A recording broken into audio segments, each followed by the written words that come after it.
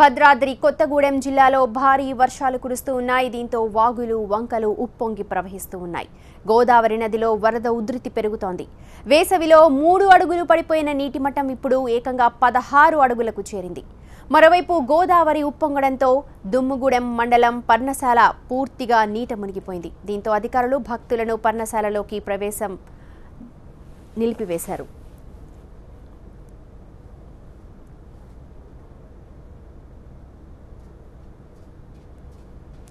ఇక అటు అశ్వరావుపేట మండలంలో కురిసిన భారీ వర్షాలకు వాగులు వంకలు పొంగి పొర్లుతూ ఉన్నాయి. దీంతో అనేక గిరిజన గ్రామాలకు రాకపోకలు నిలిచిపోయాయి.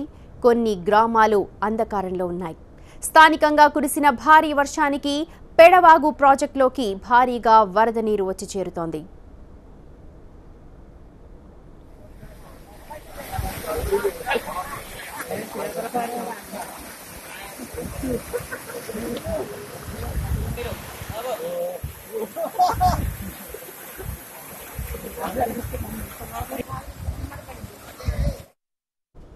ఇక నాగావళి వంశధార నదులు ఉగ్ర రూపం దాల్చాయి. ఊళ్ళు పొలాల మీదకు దండెత్తాయి. పంటలను మట్టిపాలు చేశాయి. రహదారులపై ప్రవేశించాయి.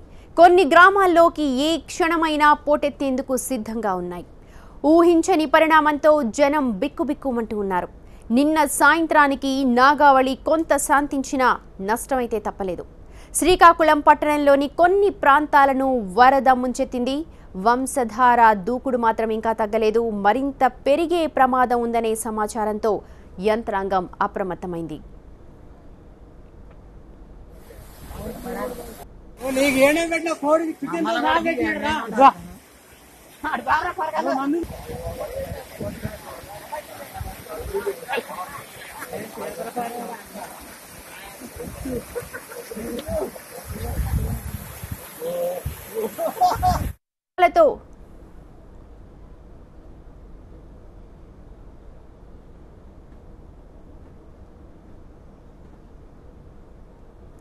భారీ వర్షాలతో శ్రీకాకుళం విజయనగరం జిల్లా యంత్రాంగం కూడా అప్రమత్తమైంది. ప్రజలు ఎవరూ భయపడాల్సిన అవసరం లేదని అభయమిస్తోంది. నిన్న మొన్నటి వరకు ప్రశాంతంగా ఉన్న నాగావళి తరుముకొస్తోంది. ఉగ్రరూపం దాల్చి వరద గ్రామాలను ముంచెత్తుతోంది. మరింత వరద ఉధృతి పెరిగి పలు చోట్ల లోతట్టు ప్రాంతాలు జలమయమయ్యాయి. ఇక ఒడిశాలో కుంభవృష్టిగా కురిసిన వానలు నాగావళి నదికి ఒక్కసారిగా పెను వరదలను తీసుకొచ్చాయి. అంచనా వేయలేని రీతిలో వచ్చిన వరదలతో రాయగడ జిల్లా అతలాకుతలమైంది.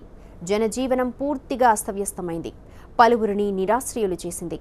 ప్రభుత్వ ప్రైవేట్ ఆస్తులకు భారీ నష్టం కలిగింది.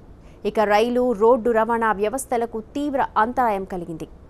ఆ వరద ఉధృతి నుంచి దిగువగల ఆంధ్రప్రదేశ్ దిశగా పరుగులు తీస్తూ విజయనగరం శ్రీకాకుళం జిల్లాలను ఉక్కిరిబిక్కిరి చేసేస్తోంది.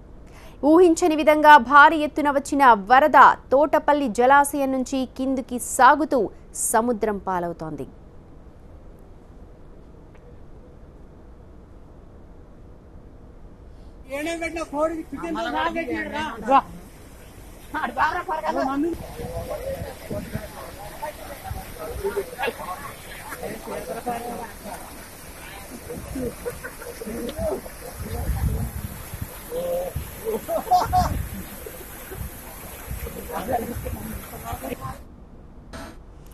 విశాఖ జిల్లాలో వర్ష బీభత్సం కొనసాగుతోంది. భారీ వర్షాల దాటికి అనేక చోట్ల రైల్వే ట్రాక్ తుడిచిపెట్టుకుపోయింది.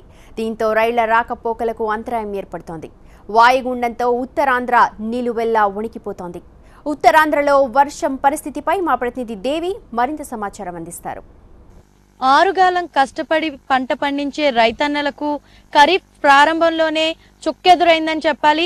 ఇటు ఎగువ ప్రాంతం ఒడిశాలో కురుస్తున్నటువంటి కుంభవృష్టి వర్షాలతో ఇటు నాగావళి అలాగే వంశధార రెండు ఉప్పొంగి ప్రవహించడంతో ఇక్కడ పరివాహక ప్రాంతాల్లో ఉన్నటువంటి పంట పొలాలన్నీ కూడా నీట మునిగాయి. లోతట్టు ప్రాంతాలన్నీ కూడా జలమయమయ్యాయని చెప్పాలి. ప్రజెంట్ మనం దబ్బపాడు అనే ప్రాంతంలో ఉన్నాం. ఈ గ్రామం చూస్తే గనక వంశధార నదికి కోతవేటు దూరంలోనే మనకు కనిపిస్తూ ఉంది. చూడొచ్చు వంశధార నది ఇటు ఎంత ఉధృతంగా ఇక్కడ నుంచి ప్రవహిస్తుంది అనేది మనకి కనిపిస్తూ ఉంది.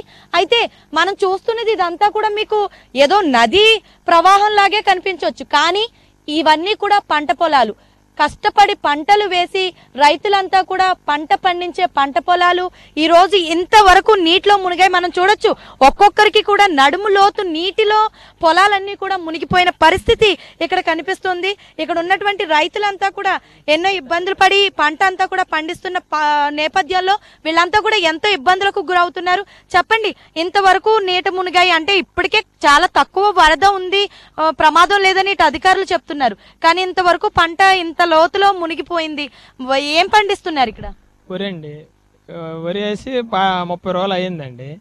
అయిన తర్వాత సరే ముంచిందండి. ఎర్రబురద వచ్చితే ఇది మరి పనికిరాదండి, మరి పనికిరాదు. మొత్తం ఎర్రబురద ఇటు పట్టేస్తుంది. బురద పెట్టేసి మరి ఇంకేటి మరి లేదు. మీకు ప్రతిసారి వరద వస్తే ఇంతేనా పరిస్థితి? ఇదే పరిస్థితి, ప్రతి సంవత్సరం ఇదే పరిస్థితి. మరి అధికారులు ఏమన్నా ప్రత్యామ్నాయ ఏర్పాట్లు ఎవరు పట్టించుకోవడం లేదండి. ప్రతి సంవత్సరం ఇలాగే వచ్చి చూసుకుని వెళ్ళిపోవడం, కానీ ఏ అధికారులు పట్టించుకోవడం లేదు. మా కరకట్లు ఆ పక్క నిర్మించారు, ఈ పక్క నిర్మించలేదు. అంతా మొత్తం వెరిఫికేషన్ లైఫ్ అనే కానీ ఇప్పుడు ఏటు కొట్టింది, ఇప్పుడు మాకు లేదు. మీరు చెప్పండి, ఎలాంటి ఇబ్బందులకు గురవుతున్నారు? కొంచెం ప్రతిసారి వరదలు వస్తేప్పుడు వ్యవసాయాలు పంటలు ఈ యొక్క మోటార్లు కలిపి కొట్టుకుపోతున్నవి. ఇతర నీరు వచ్చేటప్పుడు ఏ వ్యవసాయం వేసినా సరే పండిస్తాం అనుకునేటప్పటికి అవకాశం అవ్వకుంటుంది. వరద వచ్చి మొత్తం కొట్టుకుపోతుంది.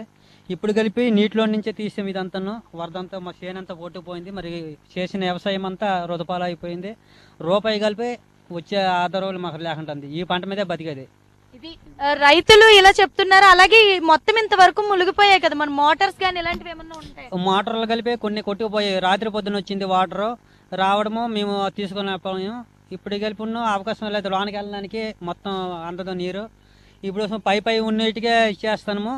ఇప్పుడు వచ్చిన వ్యవసాయాలు కొన్ని మోటార్లు కలిపి పోనవే ఇచ్చేసి. ఇది మొత్తం చూస్తున్నాం కదా, పరిస్థితి ఈ రకంగా ఉంది. నడుము లోతు నీరు, మనం కనీసం దిగలేని పరిస్థితుల్లో ఇక్కడ పంట పొలాలన్నీ కూడా నీట మునిగాయి. ఆల్రెడీ మనకు కనిపిస్తున్నాయి అరటి చెట్లు చాలా వరకు కూడా ఫుల్ ఫ్లెడ్జ్డ్ గా ఆ చెట్టు మొత్తం కూడా మునిగిపోయి ఏమాత్రం కూడా కనిపించని పరిస్థితి ఉంది. అలాగే మామిడి మొక్కలు చూడొచ్చు. ఇవన్నీ కూడా ఒక పక్క పంట పొలాలు, వరిలోనే ఇలాంటి పంట మొక్కలు కూడా వేయడం జరిగింది. వీళ్ళంతా కూడా మొత్తం అన్ని కూడా నీటి పాలైపోయాయి, వృధా అయిపోయింది. వంశధార మా పొలాలన్నిటిలో వేసిన పంటని మింగేసింది అని ఇటు రైతులంతా కూడా బాధపడుతున్న పరిస్థితి కనిపిస్తుంది. అయితే ఇదంతటికీ కూడా మెయిన్ కారణం ఏంటంటే, ఏదైతే మనకి వంశధార నదికి అటువైపు కనిపిస్తుందో ఆ కరకట్ట అటువైపు నిర్మించడం. అంటే యాక్చువల్ గా ఒక నదికి రెండు పక్కల కరకట్ట కట్టి దాన్ని అంతా కూడా సపోర్ట్ చేసినట్లయితేనే ఖచ్చితంగా ముంపు గ్రామాలు కొంతవరకు సేవ్ అయ్యే పరిస్థితి కనిపిస్తుంది.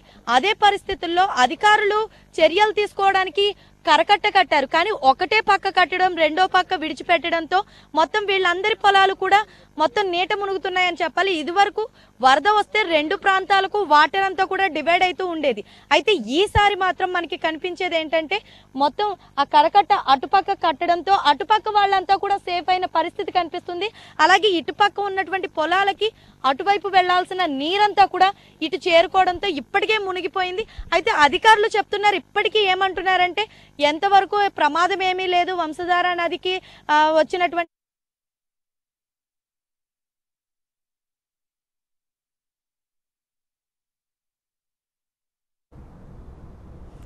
ఇక ఇటు ఖమ్మం, భద్రాద్రి కొత్తగూడెం జిల్లాలో వానలు ఎడతెరిపి లేకుండా కురుస్తూ ఉన్నాయి. అనేక చోట్ల వాగులు, వంకలు, చెరువుల్ని తలపిస్తూ ఉన్నాయి. ప్రాజెక్టులు నిండు కుండల్లా మారాయి. కిన్నెరసాని జల కళతో ఉరకలేస్తోంది.